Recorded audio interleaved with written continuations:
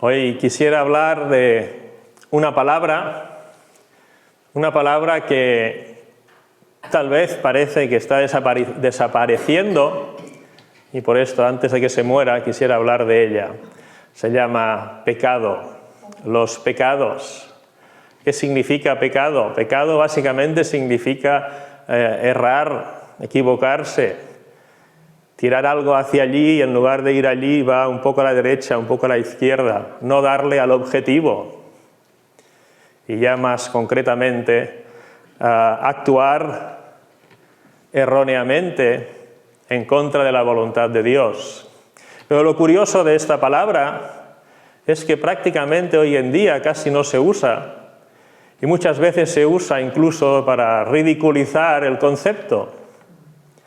Históricamente, en cambio, la palabra pecado se usaba mucho, y creo que en muchos ámbitos religiosos se buscaba a ver quién tenía pecados, se buscaba, toda la gente tenía detector de pecados, sobre todo de los demás, no mis pecados, sino los pecados de los demás.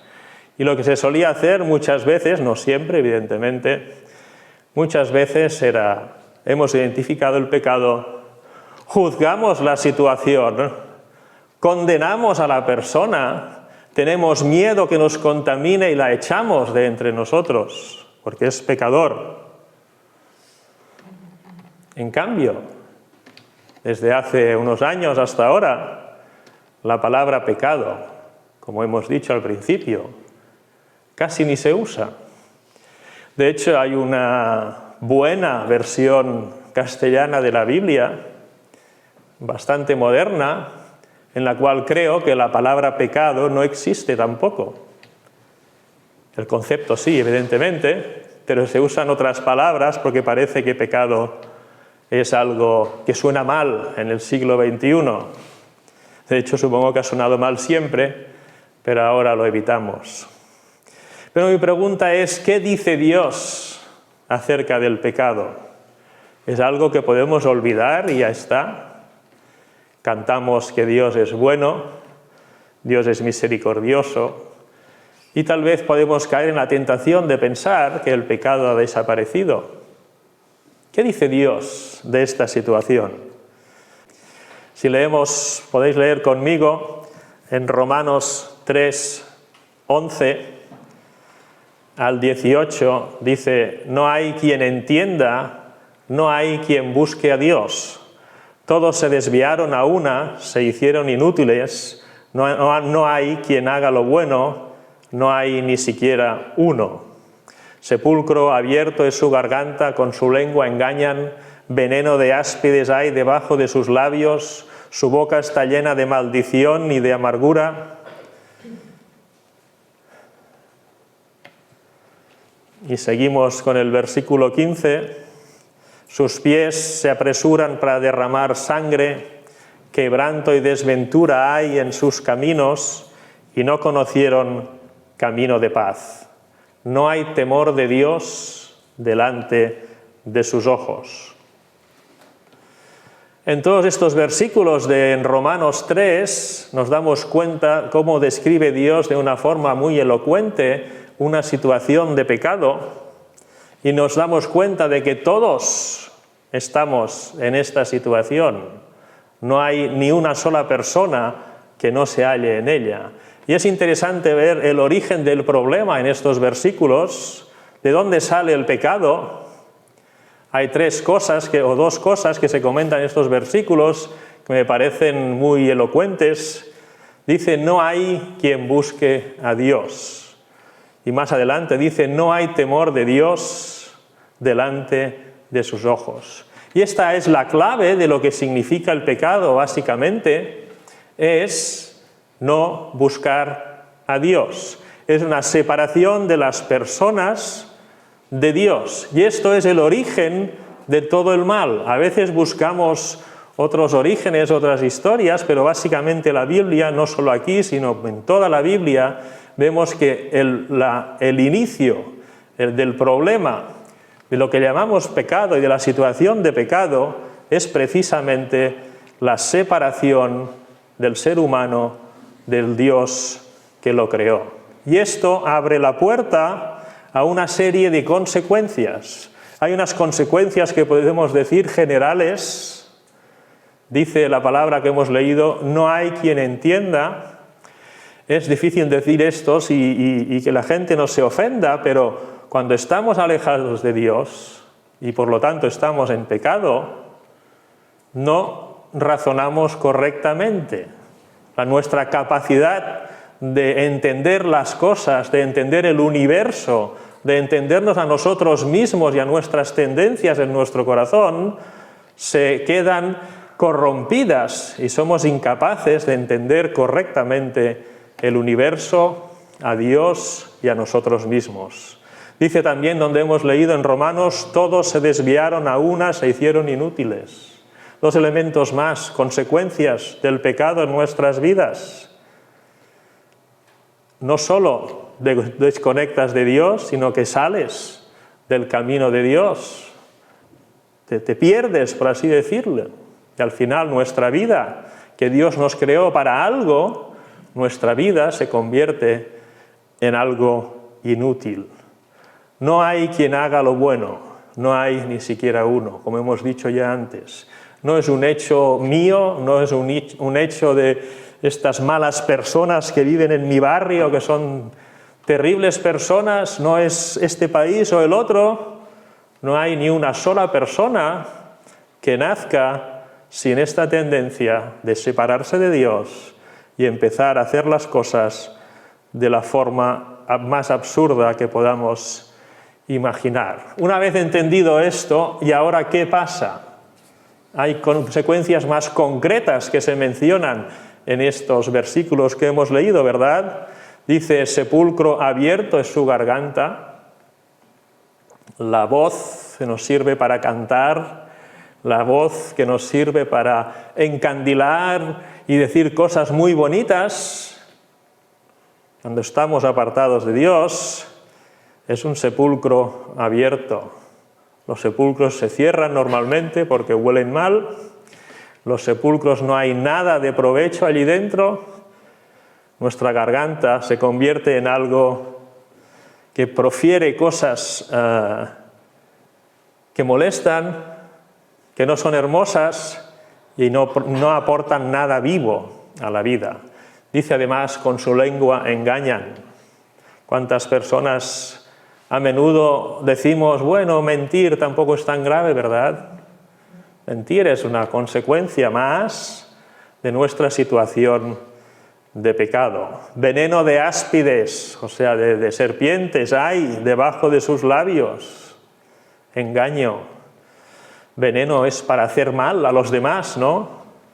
Y para hacerla más grande, sus pies se apresuran para derramar sangre. A veces pensamos que solo es pecado derramar sangre o hacer mal a alguien, pero derramar sangre, hacer mal a alguien, decir cosas que molestan, etcétera, etcétera, todos vienen de la misma fuente, aquella palabra que ya no usamos, el pecado, según la palabra de Dios. Pero no solo esto, sino que además el pecado tiene efectos secundarios. Cuando tomamos una medicina que es buena para algunas cosas, puede tener efectos secundarios que son, pues yo que sé, que te pica un brazo cuando estás hablando, o que te duele la cabeza, o que tienes dolor de estómago, o tantas cosas, ¿verdad? El pecado no solo nos hace actuar de una forma ilógica, absurda y haciendo daño a los demás, lejos de Dios, sino que además, dice, su boca está llena de maldición, esto lo hemos visto ya, y de amargura. ¿Qué significa esto? Que el pecador no es feliz, tiene amargura en la boca, tiene mal sabor de boca, por así decirlo. Y más adelante dice, quebranto y desventura hay en sus caminos. No solo hace mal a otras personas, sino que el pecado nos hace vivir de una forma que nos proporciona a nosotros también dolor, sufrimiento, ¿no? Quebranto y desventura.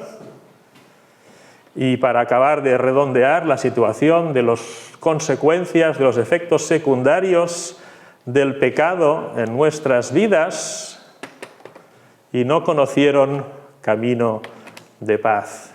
Y esto, aunque parece algo poco importante, yo creo que es lo más importante de todos. El pecado nos arrebata la posibilidad de ser felices.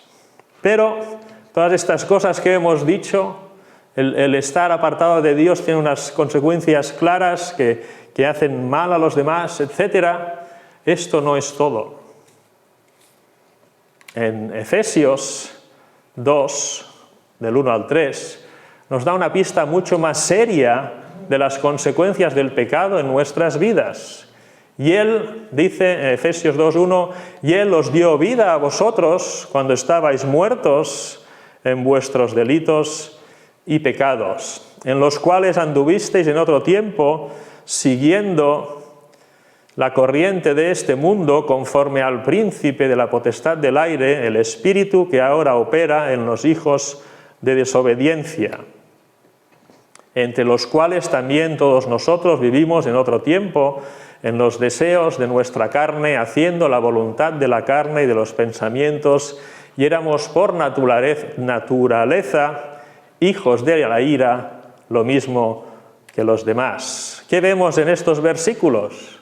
Algo mucho más grave de lo que habíamos dicho ya, y es que cuando estamos en pecado, y lo estamos cuando nacemos y cuando vivimos sin Dios, ¿no?, estamos muertos. Dios dijo claramente a Adán y Eva en el paraíso: el día que comieres moriréis, y no murieron físicamente del todo, pero sí que murieron espiritualmente. Y esto es el gran problema. El pecado nos mata. El pecado nos hace ser unos zombies. Somos muertos que andamos por este mundo. Y somos los únicos. Hemos visto que no. Y aquí lo dice de nuevo, siguiendo la corriente de este mundo. Un dato más. Esta maldad que nos invade cuando rompemos nuestra relación con Dios, no es casual, sino que hay alguien, lo conocemos muy bien, ¿no?, Satanás, que se está trabajando y es el príncipe de este mundo, es decir, que manda en este mundo para que cada vez hagamos cosas más terribles. ¿En aras de qué? Muchas veces hacemos maldades cumpliendo los deseos de nuestra carne, es decir, los deseos de nuestra naturaleza humana, no físicamente el cuerpo físico solamente, sino los deseos, lo que a mí me viene en gana cada día, haciendo la voluntad de la carne y de los pensamientos. Más claro el agua. Pensamos que somos libres cuando hacemos expresamente y rigurosamente aquello que nos viene en gana, y la palabra de Dios dice: esto es un engaño del pecado. Tú no estás haciendo lo que te viene en gana, estás haciendo lo que el príncipe de este mundo, Satanás, pone en tu corazón que te guste hacer. Estos son efectos, ¿no?, del pecado. Y esto éramos todos nosotros. No hay excepción, todos lo hemos leído ya. Entonces el cuadro se nos pinta bastante negro, ¿verdad? Pero como que estamos hablando del Evangelio, tenemos que regocijarnos porque hay buenas noticias. ¿Cuáles son las buenas noticias? Seguimos leyendo en Efesios 2, versículo 4. Pero Dios, como me gusta cuando empieza después de algo negro, pero Dios, wow, impresionante. Pero Dios, que es rico en misericordia, por su gran amor con que nos amó. Qué versículo, ¿verdad?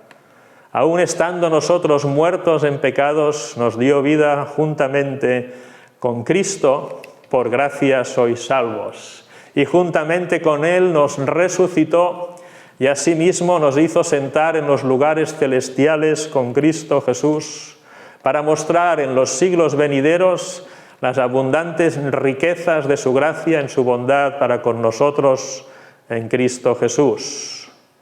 Porque por gracia sois salvos, por medio de la fe, y esto no de vosotros, pues es don de Dios, no por obras para que nadie se gloríe. Porque somos hechura suya, creados en Cristo Jesús para buenas obras, las cuales Dios preparó de antemano para que anduviésemos en ellas. ¿Qué dicen estas palabras? Es cierto que el pecado existe, es cierto que el pecado viene porque nos separamos de Dios, es cierto que todos tenemos pecado, es cierto que las consecuencias del pecado son terribles, porque no solo nos hacen hacer mal y no nos dejan ver las cosas como son, sino que nos esclavizan a Satanás y nos hace muertos en vida. Pero la grande noticia es que Dios no solo existe, sino que es rico en misericordia. Y dirás, ¿misericordia de qué? Misericordia de, porque dice en Romanos, por ejemplo, habiendo conocido al Creador, y viendo todo lo que nos ha dado y dónde nos ha puesto y qué nos ha regalado, no tuvimos a bien adorarle a Él, sino que adoramos a las cosas, a los bichos y sobre todo a mi ego personal. A pesar de esto, a pesar de que precisamente hacer estas cosas nosotros, o sea, ofender a Dios en este mundo, cuando alguien te ofende, tú te pones así, todo serio, dices, me ha ofendido, no quiero saber nada de él hasta que se me pida perdón. Es su culpa, pues que venga él y se me pida perdón. Dios no actúa así. A pesar de que nosotros hemos ofendido a Dios, Él tiene, en esto está su misericordia. ¿Por qué? Por su gran amor con que nos amó. ¿Vosotros entendéis qué significa que Dios os ame? Yo no lo entiendo. Yo no puedo entender cómo puede amarme tanto a mí con lo desgraciado que soy, pero es una realidad. Dios rebosa misericordia y por su gran amor con que nos amó, nos da vida juntamente con Cristo. Como dice en otro lugar en la palabra de Dios, reconciliaos con Dios, como si Dios rogara por nosotros. Me pongo de rodillas y os pido, por favor, aceptad la misericordia de Dios. Es impresionante, ¿no? Toda la culpa es nuestra, nosotros hemos ofendido a Dios y Él es el que se pone de rodillas y dice, acepta la salvación que te regalo por gracia. Por favor, hazme caso, dice Dios. Él no necesita que le hagamos caso. Somos nosotros los culpables. Por gracia sois salvos. Y solo hay una manera, por medio de la fe. Curioso, ¿verdad? Si miramos cómo entró el pecado en el mundo, fue por desconfiar de Dios, ¿no? El diablo dijo, Dios os ha dicho no sé qué. No, hombre, no. Y pusieron su confianza, es decir, su fe, en el diablo en lugar de Dios. Y la única manera de arreglar esto es volver atrás. Poner nuestra confianza, es decir, nuestra fe, confianza, la palabra fi, que está en medio de confianza, es la palabra que significa fe. Poner fe en Dios es volver atrás y decir nos equivocamos haciendo caso al príncipe de este mundo. Y esto no de vosotros, pues es don de Dios, es un regalo de Dios. Le podemos dar todas las vueltas que queramos, lo podemos mirar por aquí, por allá, desde un punto de vista de una religión o de otra, pero no existe un mensaje tan maravilloso como este en el mundo entero, en todas las épocas de la existencia humana. La situación del pecado es mucho más terrible de lo que pensamos. Ya se ocupa el diablo de que pensemos que el pecado no existe, porque así ya no hay problema. Pero como hemos visto, la situación del pecado es terrible, pero la gran noticia es que, pero Dios, por su misericordia, por su amor, nos dio vida juntamente con Cristo, solo por medio de la fe y gratis, de regalo. Y aquí se me recuerdan la expresión que usan unos sacerdotes y otros cuando Pedro les predica y les dice: vosotros matasteis a aquel que Dios ha puesto como el fundamento de todas las cosas, y dicen: ¿qué haremos? Varones hermanos, dicen Hechos 2:37, ¿qué haremos? ¿Qué haremos ahora nosotros los cristianos del siglo XXI con el término pecado, con la palabra pecado? ¿Vamos a hacer como hace el mundo en general, como hacemos nosotros también en general, pensar que el pecado es una palabra en desuso?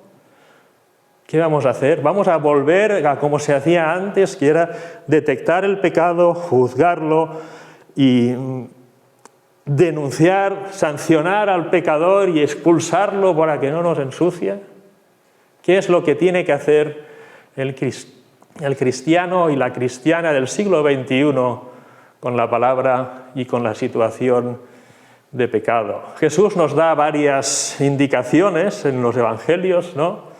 Una mujer que había sido cogida en adulterio y la llevan a Jesús para que la apedreen, según la ley. Y yo supongo que una mujer no puede adulterar sola, necesita a una pareja.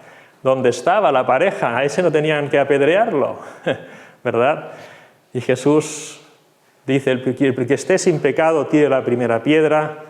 Nadie tira la piedra, todos se van. Y él dice: yo tampoco te condeno. Él podía condenar, dice: yo tampoco te condeno. Ve, no peques más.